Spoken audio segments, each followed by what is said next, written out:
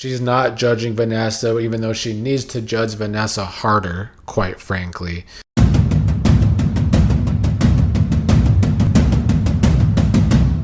Hello, everybody. Beyond the Gates is back for a new week worth of episodes, and we should have all 5 episodes this week.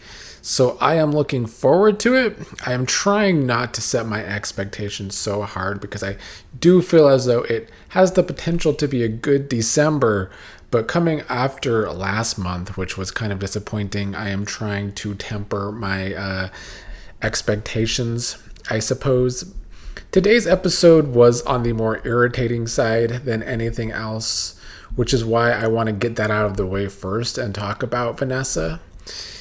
We also got to see some of the Real Housewives of Potomac as Giselle and Wendy were on today, making their guest appearances. I do think the show probably gave them a little too many lines because Giselle cannot act. She was making some bug eyes the entire time. Wendy wasn't much better, but I thought she did fine. I mean, for not being an actress, she did okay. But Giselle, it's a no from me. Vanessa was handing out some cards, some business cards to those characters, which of course are actually for her escort service that she is now running for Joey, which is what she and Dani had a kind of big confrontation about today.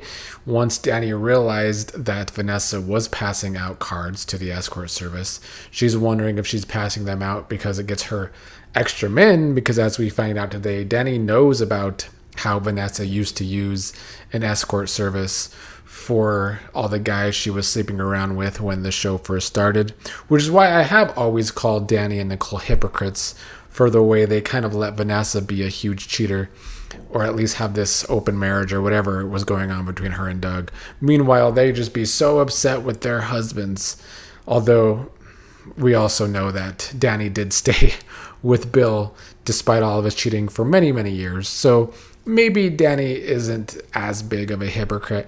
I liked that Dani tried to call Vanessa out today on running this skeevy business for Joey. But of course, Vanessa is full of excuses and full of just being a weirdo. She's also just kind of full of shit, I guess. You know, at one point today, Dani was feeling guilty for talking about her Thanksgiving with Andre when this was Vanessa's first Thanksgiving without Doug. But it's not like we saw Vanessa caring at all about Doug not being around for Thanksgiving. She had her nice little Thanksgiving with Joey last week, even though they look like they had the most disgusting Thanksgiving on the show last week. But yeah, it's so hard to feel for Vanessa. In fact, I would go so far as to say is the reason why the character of Vanessa is not working is because they have given her no redeeming qualities. Right now, she is just fawning over Joey, maybe wanting to get in touch with her bad girl side. I don't really know what the motivation is for Vanessa, which I think is another part of the bad writing for the character. I'm glad that Dani called her out on basically being madam today, if Vanessa was being so hurt that she was being called a pimp. But by the end of the episode, Dani is just placating her. I was hoping Dani would stay on her neck more, because Vanessa does need a character to do that, because maybe it would give us some reason for us to maybe root for Vanessa to get out of this rut.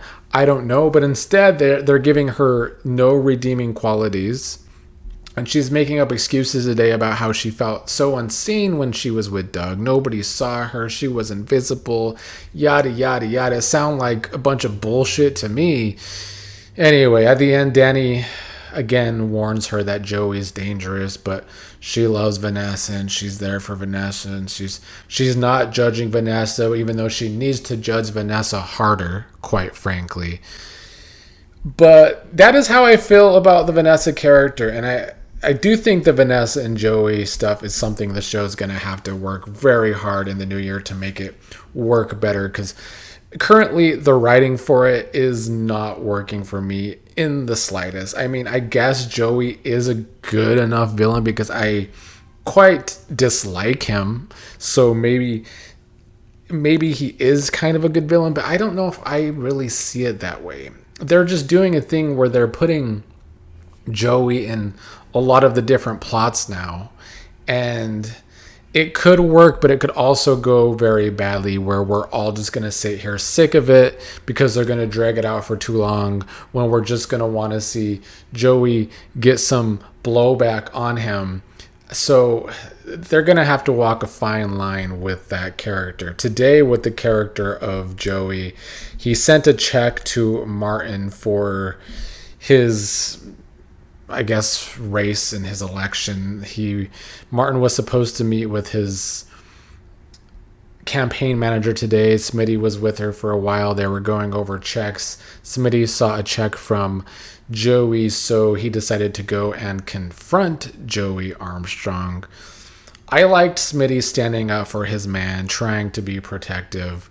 But today's scene between Smitty and Joey was one of those scenes that made me roll my eyes at Grandpa Gangster, because I just don't see him as the big bad. It's been hard for me this entire time to see Grandpa Gangster as the big bad on the show.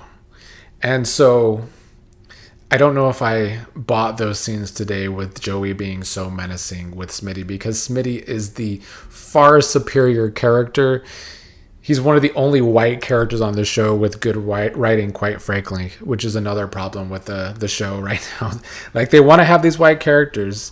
I would rather them just be far more tokens, be the token white characters, than them making them these characters that are just irritating. Because that is how I find Derek, Ashley, Vanessa, Joey. They're just irritating. Smitty is the only one that has decent writing, if not sometimes actually good writing. Anyway, I like Smitty sticking up for Martin today. Martin tracked him down. Martin was trying to say this is his thing with Joey. He's the one under Joey's thumb. But, Joey said that Smitty's the one that showed up making insinuations about Joey's character. Martin says he didn't ask Smitty for help. Joey likes having the congressman in his pocket. Joey is saying that their thing that they have right now is on his terms because of this blackmail that Joey has on Martin. Martin does not end up taking Joey's check in the end. Smitty and Martin go home and they both say that they didn't have to come to each other's rescue. They had some good moments today for Martin and Smitty. Today was a good day for their relationship to show us how much they actually care about each other, or at least how much Smitty cares about Martin. Martin is still the mess up in this scenario. The episode ends with Joey being menacing, and we'll see what kind of stuff Grandpa Gangster wants from Martin. Hopefully the writing is good with whatever it is that Joey wants from Martin. That's all I could ask. If we're going to have Joey involved in so many storylines, then the writing will have to be there. Or else I'm going to sit here and call it what it is, which is shit writing. Bill met with Vernon today. I enjoyed their scenes. Bill is definitely being nostalgic over what used to be, and Vernon was calling him out on all of his shit today, which was good to see. For a long time on this show, whenever there was a Bill and Vernon confrontation, I was usually on Bill's side because Vernon and most of the Duprees can be quite hypocritical. But today I was solidly on Vernon's side because he was calling out Bill on everything was accurate that he was calling Bill on, saying that Bill is so protective over Haley now. Bill is saying that he doesn't hate his present and his wife is his life, while Vernon called him out on not being a protector when it came to Dani being his wife. Bill seemed to be very sad about the fact that he lost Vernon and Anita's love for the way he treated Dani and leaving them before, because I guess he never had that kind of love in his life before. We've always gotten the writing that Bill's parents may not have been the best, or he lost one, if not both of them, at a young age. So I do think he sees Vernon as like a father figure to him. That is the type of relationship they have. It always seems like, even though Bill's always trying to put Vernon in his place, he's also always trying to get approval from Vernon, which today's scenes showed very well. Vernon was hoping all this time that Bill would show his gratitude and respect for them, but then Bill left them when he treated Dani like shit. So it was just good to see Bill called out for the way he treated Dani when this show started. Vernon says by the end that he will never forgive Bill for the way he broke Dani's heart. And so we keep that tension between the characters of Vernon and Bill, which I think is a good thing. They always have good scenes together, and I enjoyed their scenes once again today. At the start of the episode, Ted and Shanice are talking at the hospital, talking about Christmas decorations that need to be started at the hospital. We do know by last week's preview that Ted and Shanice are about to be stuck in an elevator together sometime this week. I'm still unsure about how I feel about that potential pairing, but anything for Shanice to do that doesn't involve Ashley and Derek is fine by me, because by the end of today's episode, she was having to deal with Ashley and Derek again because Derek was at the hospital, dropped his keys. He's still with his walker. Andre helped pick up the keys. That, of course, led to a fight between Derek and Ashley again. It was good to see Derek call out Ashley on her shit, though. Today, some of the characters that needed to be called out on their shit were called out on their shit. Vanessa, Bill, and now Ashley here. Derek did a good job of saying that the fact that Ashley went to Andre the same night they broke up their engagement and just broke up in general kind of showed him that he was kind of right, that maybe they wouldn't have even gotten back together if he wasn't in the accident in the first place. And it was good to see Ashley be called out on that, because it's what I've been saying. Derek even said by the end of the episode that it wasn't just him being a problem in their relationship, that she helped burn it down too, and it's true. So good on Derek for at least calling out the facts. I didn't like the end when, of course, nosy ass Shanice already knows the information that one of the girl firefighters that Derek works with came onto him when they helped move Derek's furniture, and Derek rejected her, still turned her down because he loves Ashley. Huge mistake. I don't know if this is going to make Ashley still want to be with Derek. I hope not. If it is, then they need to get back together and get off the damn show. Ship them away. Who wants to sit here and still have to struggle to watch these two characters? They don't work as a couple. They barely even work as characters. In fact, I don't think Ashley works as a character at all. Either the show needs to put Derek in a different direction, make him go with one of these other women that he has more chemistry with than he's ever had with Ashley, or put Ashley and Derek together and write their asses off the show. So yeah, I didn't like those last scenes where it seems like Shanice might make Ashley want to fight for Derek, because I don't want to watch that, period. Anyway, that was today's episode. It was fine. There was some good stuff. I did like the characters that needed to be called out, getting called out.